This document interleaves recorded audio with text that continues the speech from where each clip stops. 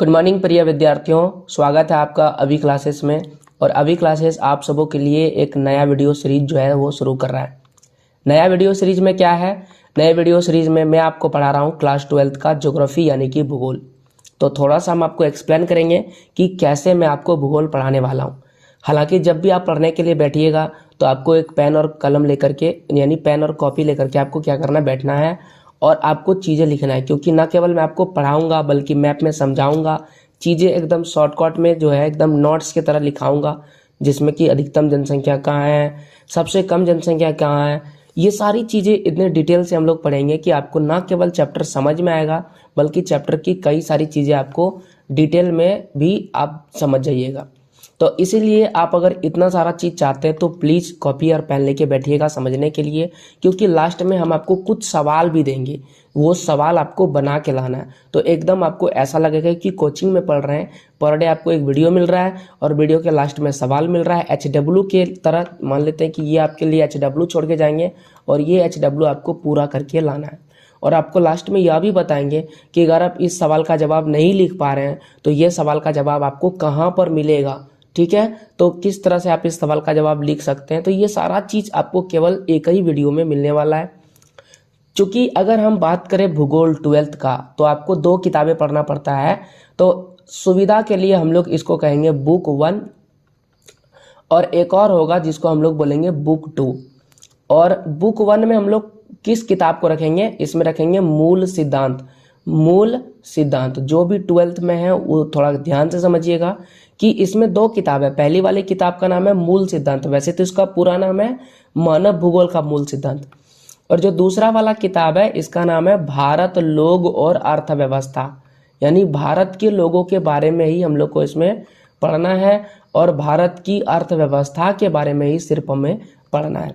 तो अभी मैं आपको यही बुक 2 पढ़ा रहा हूँ, याद रखिए बुक 2 पढ़ा रहा हूँ जिसका नाम है भारत, लोग और अर्थव्यवस्था। और इसी का पहला चैप्टर का नाम है जनसंख्या वितरण, घनत्व, वृद्धि एवं संगठन। यानी कि इसमें एक चीज नहीं पढ़ना है बल्कि भारत की जनसंख्या के बारे में पढ़ना है, उसका वितरण के बारे में पढ़ना है, उसके घनत्व के बारे में पढ़ना है, भारत की जनसंख्या कैसे वृद्धि हो रही है इसके बारे में पढ़ना है, भारत में किन किन प्रकार का जनसंख्या संगठन रहता है उनके बारे में पढ़ना है। तो कुल मिला के देखा जाए तो ये चैप्टर भी अपने आप में एक बड़ा सा चैप्टर है। और इस तरह से चैप्टर को बेहतर तरीके से समझाने के लिए मैंने इसे पार्ट बाय पार्ट कर दिया। तो आप समझ लीजिए ये कि क्लास 1 है, ठीक है। यहाँ पर अगर नंबर 1 लिखा है तो इसका मतलब क्लास 1 है या पार्ट 1 है, जो भी आप समझिए, इस तरह से ये क्लास चलते रहेगा। तो आज पहली क्लास है क्लास 12th ज्योग्राफी, पहले चैप्टर का पहला पार्ट है। आइए शुरुआत करते हैं। हम लोग के पहले चैप्टर का नाम है जनसंख्या वितरण, यहाँ पर लिखा हुआ है। तो आज हम जनसंख्या वितरण को समझेंगे। तो अगर हम जनसंख्या वितरण की बात करें तो कहते हैं कि वितरण का सही अर्थ क्या है? तो वितरण का सही अर्थ है बांटना, बांटना। तो अगर हम जनसंख्या को बांटे तो हम देखेंगे कि भारत में जनसंख्या, कुछ ऐसे राज्य हैं जहां पर जनसंख्या अधिक है, कुछ ऐसे राज्य हैं जहां पर जनसंख्या का घनत्व अधिक है, लोग अधिक रहते हैं, बहुत ज्यादा जनसंख्या निवास करती है। जबकि भारत में कुछ ऐसे राज्य हैं जहां पर जनसंख्या बहुत ही कम रहती है, जहां पर आप अगर देखें तो जनसंख्या का निवास का घनत्व बहुत ही कम है, जैसा कि मैप में आप देख सकते हैं। तो अगर जनसंख्या वितरण की बात करें तो वितरण में जनसंख्या भारत में विषम है। क्या बोलेंगे? विषम। विषम का मतलब एक समान नहीं है, एक समान नहीं है। तो पहला पॉइंट क्या निकला भारत के बारे में कि भारत में जनसंख्या का वितरण एक समान नहीं है। और जनसंख्या वितरण का मतलब क्या हुआ कि भारत में किस प्रकार से जनसंख्या बटी हुई है, इसे ही हम जनसंख्या वितरण कहते हैं। जनसंख्या वितरण हमें समझ में आ गया। अब हम लोग ये देखते हैं कि आखिरकार किसी को कैसे पता चलता है कि किसी राज्य में जनसंख्या अधिक है और कहीं पर जनसंख्या कम है। तो इसका जवाब है जनगणना।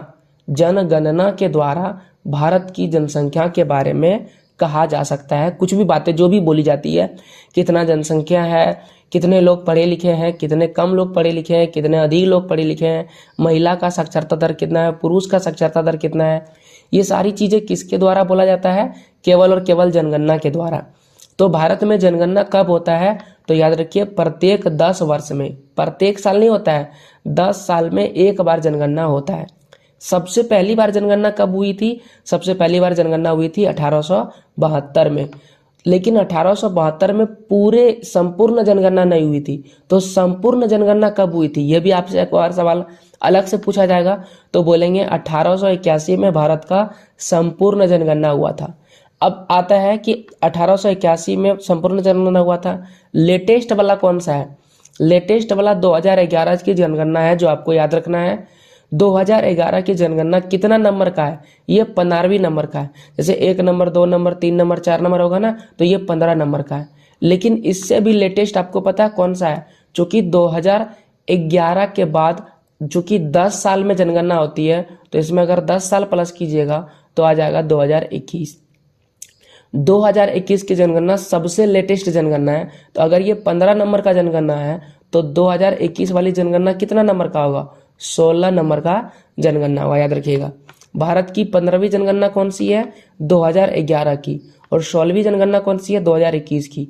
2021 में जनगणना हो चुका है, क्योंकि मैं आपको वीडियो प्रोवाइड करा रहा हूँ 2022 में। लेकिन आपको फिलहाल 2011 वाला ही याद रखना है, जो कि अपडेट नहीं किया गया, ठीक है। तो आपको सिर्फ 2011 वाला याद रखना है। हालांकि 2021 की जनगणना का हर चीज, 2021 की जनगणना में जनसंख्या कितना था, महिला साक्षरता दर कितना था, पुरुष साक्षरता दर कितना था, ये सारी चीजें एक अलग वीडियो में हम प्रोवाइड करेंगे। फिलहाल आपको 2011 वाला ही याद रखना है। तो 2011 के अनुसार भारत की जनसंख्या कितनी थी? 121 करोड़। अगर हम विश्व में देखें सबसे ज्यादा जनसंख्या वाला में गिनती करेंगे तो दूसरे नंबर पर भारत आता है। तो एक नंबर पर कौन है, ये भी आपका सवाल आएगा। पहले नंबर पर चीन आता है। दुनिया का सबसे अधिक जनसंख्या वाला देश कौन सा है? चीन है। दुनिया का दूसरा सबसे अधिक जनसंख्या वाला देश कौन सा है? भारत है। ओके, तो इस तरह हमने जनगणना के बारे में बता दिया, कौन कब हुआ था, नहीं हुआ था, और अभी जनगणना के अनुसार कितनी जनसंख्या है, यह भी हम लोग पता कर लिए। अब थोड़ा आगे बढ़ते हैं कि सबसे अधिक जनसंख्या कहाँ है। तो ये 10 राज्य का नाम है जहां पर भारत में सबसे अधिक जनसंख्या निवास करती है। और कहा जाता है कि इस 10 राज्य में भारत की 76% जनसंख्या है, 76%। और इसमें सबसे ज्यादा जनसंख्या कौन सा है? उत्तर प्रदेश में। कितना है? 16.49% जनसंख्या निवास करती है। इसके बाद महाराष्ट्र का नंबर आता है, फिर बिहार। बिहार में 8.58% जनसंख्या निवास करती है। फिर 10वें नंबर पर गुजरात आता है, 4.99% जनसंख्या निवास करती है। एकदम मैंने एक चार्ट बना दिया, आपको अलग से देखने की जरूरत नहीं। आप स्क्रीनशॉट लीजिए, बाद में इसको लिख लीजिएगा अलग अलग राज्यों का। आपको ये 10 राज्य का नाम बता दिए। नाम हम लोग पढ़ लेते हैं। यूपी यानी उत्तर प्रदेश, महाराष्ट्र, बिहार, पश्चिम बंगाल, आंध्र प्रदेश, मध्य प्रदेश, तमिलनाडु, राजस्थान, कर्नाटक, गुजरात। ये वो 10 राज्य हैं जहाँ पर भारत में सबसे अधिक जनसंख्या निवास करती है। अब अगर सबसे अधिक वाला बात कर लिए तो हमको एक चीज समझना पड़ेगा, जनसंख्या का वितरण। यहाँ से वितरण को समझते हैं। कुछ ऐसे राज्य हैं जहां पर सबसे अधिक जनसंख्या निवास करती है, जिसके बारे में हम लोग पढ़ लिए हैं। और उन सभी में से उत्तर प्रदेश एक ऐसा राज्य है जहां पर सबसे अधिक जनसंख्या निवास करती है। याद रखिएगा, भारत में सबसे अधिक जनसंख्या किस राज्य में है? तो इसका जवाब है उत्तर प्रदेश। अब आपके मन में सवाल आएगा कि सबसे कम कहाँ है? तो सबसे कम है सिक्किम राज्य में। याद रखिएगा, सिक्किम वो राज्य है जहां पर सबसे कम जनसंख्या निवास करती है। उत्तर प्रदेश का प्रतिशत भी बता दिए हैं। उत्तर प्रदेश में कितना प्रतिशत जनसंख्या है? 16.49%। अभी मैं आपको सिक्किम का बता रहा हूं, 0.05% जनसंख्या निवास करती है। सिक्किम कहां पर है? यहां पर सिक्किम मैप में देखिए, ये रहा आपका सिक्किम राज्य। नेपाल और भूटान बॉर्डर के, नेपाल और भूटान के बीच में पड़ता है। और अगर उत्तर प्रदेश की बात करें तो यहां रहा उत्तर प्रदेश। उत्तर प्रदेश थोड़ा सा बड़ा सा राज्य है, यहां से पड़ता है, ठीक है। ये रहा उत्तर प्रदेश। तो इन राज्यों में सबसे अधिक जनसंख्या निवास करती है, ये वाला। अब सबसे अधिक वाला तो बात कर लिए और सबसे कम वाला भी बता दिए, जिसमें सिक्किम आता है। लेकिन सबसे कम की बात करें और कौन कौन सा राज्य आएगा, तो जम्मू कश्मीर में सबसे कम जनसंख्या निवास करती है, जैसा कि मैप में देख सकते हैं आप लोग। उसके बाद उत्तराखंड राज्य में भी आपको कम जनसंख्या देखने को मिलेगा, ये रहा। फिर आपको हिमाचल प्रदेश में भी कम जनसंख्या देखने को मिलेगा, ये रहा हिमाचल प्रदेश। फिर आपको जितना भी पूर्वोत्तर राज्य कौन सा है?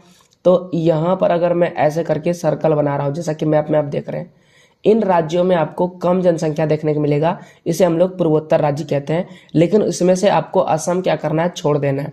तो असम एक ऐसा राज्य है जहाँ पर जनसंख्या घनत्व थोड़ा सा अधिक है, इसलिए आपको असम को क्या करना है, माइनस कर देना। ये रहा असम, ये बीच में ही असम है, इसको माइनस कर दीजिए तो बाकी जितना भी राज्य उधर बच जाता है, 6 राज्य बचता है, उन राज्यों में आपको क्या मिलेगा, सबसे अधिक जनसंख्या मिलेगा। उसी प्रकार से केंद्र शासित प्रदेश, आपको कमेंट करना है कि केंद्र शासित प्रदेश कितना है भारत में। उन केंद्र शासित प्रदेश में भी जनसंख्या घनत्व कम है। केवल दिल्ली एक ऐसा केंद्र शासित प्रदेश है जहाँ पर जनसंख्या घनत्व अधिक है। दिल्ली यहाँ पर आपको दिख रहा होगा, ठीक है, यहाँ पर दिल्ली है और इस दिल्ली में जनसंख्या घनत्व क्या है, सबसे अधिक है। उत्तर प्रदेश यहाँ तक ही होगा। तब अगर दिल्ली यहाँ पर है तो उत्तर प्रदेश यहाँ तक ही होगा, ठीक है, इस तरह उत्तर प्रदेश होगा। तो इस प्रकार से हमने आपको कम जनसंख्या वाला और अधिक जनसंख्या वाला राज्य बता दिए। लेकिन कुछ ऐसा है जिसमें ना अधिक है ना कम है, बीच बीच में, जिसको हम कहते हैं मध्यम जनसंख्या वाला राज्य। अब सवाल आता है कि मध्यम जनसंख्या वाला राज्य कौन कौन सा है। तो इसमें देखिए, असम आ जाएगा, हरियाणा आ जाएगा, झारखंड आ जाएगा, छत्तीसगढ़, केरल, पंजाब और गोवा। आपको सभी राज्य दिखा देते हैं। असम तो आपको दिखा चुके हैं, यहाँ पर असम है अपना। हरियाणा की बात करें तो यहाँ पर आपको हरियाणा देखने को मिलेगा। फिर आप झारखंड की बात करें तो ये रहा झारखंड, यहाँ पर झारखंड है। फिर छत्तीसगढ़ की बात करें तो झारखंड के जस्ट पड़ोसिया ये रहा छत्तीसगढ़। फिर केरल ये रहा, यहाँ पर आपको केरल दिख रहा है। फिर पंजाब, तो यहाँ पर हरियाणा पंजाब दोनों पास में है, एक हरियाणा और एक पंजाब है। और फिर गोवा देख सकते हैं, यहाँ पर बिल्कुल छोटा राज्य है, भारत का सबसे छोटा राज्य गोवा ही है। तो इन राज्यों में आपको मध्यम यानी कि ना अधिक और ना ही कम जनसंख्या देखने को मिलेगा। तो मध्यम जनसंख्या वाला भी देख लिए, अधिक जनसंख्या वाला भी देख लिए और कम जनसंख्या वाला राज्य भी आपको दिखा दिए। अब आते हैं कि कहाँ पर अधिक लोग रहना पसंद करते हैं। तो कहते हैं कि सबसे अधिक लोग रहना पसंद करते हैं उत्तरी मैदान। तो आप यहाँ पर देखिए लिखा है उत्तरी मैदान, दिख रहा होगा आपको। तो ये एक्चुअल में बहुत ही प्लेन जमीन है, पानी का कोई कमी नहीं है, कृषि आसानी से किया जा सकता है, इसलिए लोग इस जमीन वाले क्षेत्र में रहना पसंद करते हैं। ये है उत्तरी मैदान। इसके बाद डेल्टा, जहाँ पर डेल्टा है तो यहाँ पर भी आपको डेल्टा देखने को मिलेगा, यहाँ पर भी डेल्टा देखने को मिलेगा, यहाँ पर भी डेल्टा। इधर जितनी भी नदियाँ बहती है वो सभी डेल्टा का निर्माण करती है, यानी इस डेल्टा वाले क्षेत्र में भी लोग रहना पसंद करते हैं। फिर आता है तटीय मैदान, यानी कि ये जो किनारे वाला भाग है जिसे हम लोग तटीय मैदान के नाम से जानते हैं। तो इस तटीय मैदान वाले क्षेत्र में भी लोग रहना पसंद करते हैं। इन क्षेत्रों में भी आपको तटीय मैदान देखने को मिलता है, यहाँ पर भी लोग ज़्यादा रहना पसंद करते हैं। अब आता है कि कौन सा ऐसा जगह है जहाँ पर लोग कम रहना पसंद करते हैं। तो प्रायद्वीपीय उच्च भाग। तो देखिए, अगर यहाँ पर एक लाइन खींच देते हैं तो लाइन खींचने के बाद ये नीचे वाला जो भारत है इसे हम प्रायद्वीपीय भारत कहते हैं। सॉरी, थोड़ा आगे आ गए, माफ़ कीजिए। हाँ, और इस प्रायद्वीपीय भाग में ये जो ऊंचा वाला भाग आपको दिख रहा है, ठीक है, मिट्टी कलर में, ये ऊंचा जमीन है। इन भागों में लोग रहना पसंद नहीं करता है। हिमालय का जो भी एरिया है, जो हिमालय है, ये वाला जो आपको एरिया दिख रहा है ये हिमालय का एरिया है। क्यों? क्योंकि यहाँ पहाड़ है, पर्वत है, बर्फ है, इन क्षेत्रों में रहना मुश्किल है, इसलिए इन क्षेत्रों में लोग रहना कम पसंद करते हैं। उत्तर पूर्वी राज्य कौन सा है? ये जो सर्कल कर रहा हूं इसमें भारत के जितने भी राज्य आते हैं वे सभी उत्तर पूर्वी राज्य, जिसमें 7 राज्य आते हैं। फिर आता है पश्चिम रेगिस्तान। ये रहा भारत का पश्चिम रेगिस्तान, जिसका नाम है भारतीय मरुस्थल। इन क्षेत्रों में भी लोग रहना पसंद नहीं करते हैं। अब आपको समझ में आ गया कि अधिक जनसंख्या कहाँ मिलेगी और कम जनसंख्या कहाँ पर मिलेगी। अब एक सवाल आता है कि भारत में कितनी जनसंख्या है। भारत की जनसंख्या की तुलना करते हैं तो कहा जाता है कि भारत में इतना जनसंख्या है कि अगर आप उत्तर अमेरिका को मिला दीजिए, अगर आप दक्षिण अमेरिका को मिला दीजिए, अगर आप ऑस्ट्रेलिया में जितना जनसंख्या है मिला दीजिए, जितना मिला करके आता है उन जनसंख्या से भी अधिक है। यहाँ पर आप देख सकते हैं जितना भी आपको झंडा दिख रहा है अलग अलग देश का, ये झंडा जो है ये अमेरिका का है, तो अमेरिका का जनसंख्या मिला दीजिए। यहाँ पर ये जो झंडा आपको दिख रहा है ये इंडोनेशिया का है, इंडोनेशिया देश मिला दीजिए। ये देखिए ये बांग्लादेश है, बांग्लादेश का जनसंख्या मिला दीजिए। इसके बाद यहाँ पर नाइजीरिया देश का मिला दीजिए। फिर इधर देख सकते हैं ये ब्राज़ील देश है, ब्राज़ील देश का जनसंख्या जितना है उतना मिला दीजिए। और लास्ट में यहाँ पर देख सकते हैं पाकिस्तान का भी जनसंख्या मिला दीजिए। इतना देश का जनसंख्या मिलाइएगा तब भी भारत का जनसंख्या उससे अधिक होगा। समझ सकते हैं भारत में कितना जनसंख्या है। याद रखिए, जितनी बड़ी जनसंख्या होगी, क्योंकि हमारे पास संसाधन तो सीमित है, तो सीमित संसाधन का मतलब संसाधन तो उतना ही है, तो सीमित संसाधन पर दबाव डालती है, जिससे देश में कई सारे सामाजिक समस्याएं आती है और आर्थिक समस्याएं आती है। ठीक है। और एक चीज जो पहले भी बता चुके हैं, भारत में जनसंख्या तो है, लेकिन जनसंख्या का वितरण जो है वो कैसा है, असमान है। असमान का मतलब एक समान नहीं है, कहीं पर अधिक जनसंख्या है और कहीं पर कम जनसंख्या देखने को मिलता है। अब आता है कि आखिरकार असमान क्यों है, इसको प्रभावित करने वाले कौन कौन से कारक है। तो पहला है भौतिक कारक, फिर आता है आर्थिक कारक, फिर आता है सामाजिक एवं सांस्कृतिक कारक और लास्ट में आता है राजनीतिक कारक। इसी को हमें डिटेल में पढ़ना है। भौगोलिक कारक क्या आता है? भौगोलिक कारक में आता है जहाँ पर पानी अधिक होगा वहाँ पर लोग रहना पसंद करेंगे, जहाँ पर जमीन अच्छा होगा, समतल जमीन होगा, वहाँ पर लोग रहना पसंद करेंगे। पहाड़ वाला ऊबड़ खाबड़ जमीन में लोग रहना पसंद नहीं करेंगे। जहाँ जलवायु बढ़िया होगा, हवा बढ़िया बह रहा है, ना गर्मी ज़्यादा लग रहा है ना ठंडा ज़्यादा लग रहा है, वहाँ पर लोग रहना पसंद करेगा। और जहाँ मिट्टी उपजाऊ होगा, यानी मृदा जहाँ बढ़िया रहेगा, वहाँ पर लोग रहना पसंद करेगा। जहाँ मृदा खराब होगा वहाँ पर लोग रहना पसंद नहीं करेंगे। तो ये भौगोलिक कारक समझ में आ गया होगा। अब आता है आर्थिक कारक। जहाँ पर खनिज निकलेगा, जहाँ पर नगर होगा, जहाँ पर फैक्ट्रियाँ होगी, औद्योगिक क्षेत्र होगा, औद्योगिकरण होगा, वहाँ पर लोग रहना पसंद करेंगे। अब ऐसा क्यों होता है, क्यों रहना पसंद करते हैं? क्योंकि देखिए, जहाँ पर खनिज निकलेगा वहाँ पर लोग को रोजगार मिलेगा। जहाँ पर नगर है, शहर है, वहाँ पर शहर में भी कई सारे काम होते हैं, वहाँ पर लोगों को रोजगार मिलेगा। जहाँ पर फैक्ट्रियाँ होगा वहाँ पर भी लोगों को रोजगार मिलेगा। इसलिए लोग इन जगहों पर रहना पसंद करते हैं, क्योंकि यहाँ पर उनको आर्थिक सहयोग मिलता है। फिर कई ऐसे क्षेत्र हैं जो धार्मिक महत्व के चलते रहना पसंद करते हैं, सामाजिक और सांस्कृतिक चलते। जहाँ पर कई ऐसे क्षेत्र हैं जहाँ धर्म से जुड़ा हुआ है, वहाँ पर लोग रहना पसंद करते हैं, क्योंकि वहाँ पर लोगों को अपने जो है सभ्यता संस्कृति से तो मिलन होता है, साथ ही कई सारे रोजगार भी आसानी से मिल जाते हैं। धर्म भी कई लोगों को रोजगार देता है। इसके बाद आता है, कहीं अगर अशांति है तो वहाँ पर लोग रहना पसंद नहीं करेंगे, जहाँ पर शांति है वहाँ पर लोग रहना पसंद करेंगे। अगर कहीं समाज खराब है, पूरा वातावरण ही खराब है, सांस नहीं ले पा रहे हैं, लड़ाई झगड़ा दंगे फसाद हो रहा है, तो वहाँ पर लोग बिल्कुल भी रहना पसंद नहीं करेंगे। खराब सामाजिक वातावरण में लोग रहना पसंद नहीं करते हैं। इसके उल्टे कहाँ पर रहना पसंद करेंगे? अच्छे सामाजिक वातावरण में। और अशांति में नहीं रहना पसंद करेंगे। कहाँ रहना पसंद करेंगे? शांति जहाँ पर होगा वहाँ पर रहना पसंद करेंगे। अब अंतिम आता है राजनीतिक कारण। जहाँ पर अस्थिर राजनीति होता है वहाँ पर लोग रहना पसंद नहीं करते हैं, क्योंकि अस्थिर राजनीति में दंगे होते हैं, लड़ाई होते हैं, मारपीट होता है, वहाँ पर राजनीति बदलते रहती है, सरकार जो है जनता पर ध्यान नहीं दे पाती है। तो इन क्षेत्रों में भी लोग रहना पसंद बिल्कुल भी नहीं करते हैं। और कई ऐसे क्षेत्र होते हैं जहाँ पर कानूनी व्यवस्था बिल्कुल खराब रहती है, वहाँ पर भी लोग रहना पसंद नहीं करते हैं। तो इस प्रकार से राजनीतिक कारण होता है। अभी कुछ दिन पहले क्या हुआ था, अफगानिस्तान एक देश है, ठीक है, पता नहीं आपको पता है ही नहीं है, पता है अफगानिस्तान। तो अफगानिस्तान में क्या हुआ कि वहाँ पर एक आतंकवादी संगठन है जिसका नाम है तालिबान। तो तालिबान ने क्या किया, अफगानिस्तान पर कब्जा कर लिया। ठीक है, क्योंकि यहाँ पर अफगानिस्तान को बचा कौन रहा था? अमेरिका अपनी पूरी सेना लेकर के चला गया। ये थोड़ी सी राजनीतिक कहानी है, आप 12th क्लास में जरूर पढ़िएगा राजनीति विज्ञान में। तो अफगानिस्तान से जो है अमेरिका चला गया, तो तालिबान ने अफगानिस्तान पर क्या कर लिया? कब्जा कर लिया। लेकिन उनका जो नियम कानून है वो बिल्कुल भी खराब है, कानूनी व्यवस्था बिल्कुल भी लोगों को पसंद नहीं है, तो वहाँ पर लोग रहना पसंद बिल्कुल भी नहीं करते हैं। ठीक है, भारत में कानूनी व्यवस्था बढ़िया है, चाहे महिला हो पुरुष हो, सबको बेहतर जो है अवसर मिलता है और सबको कानून व्यवस्था में समान महत्व मिलता है, इसलिए यहाँ पर लोग रहना पसंद करते हैं।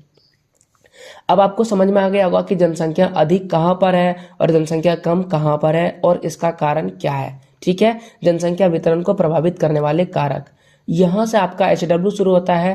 पहला सवाल है जनसंख्या वितरण से आप क्या समझते हैं। दूसरा सवाल है जनसंख्या के स्थानीय वितरण के प्रतिरूपों का वर्णन करें।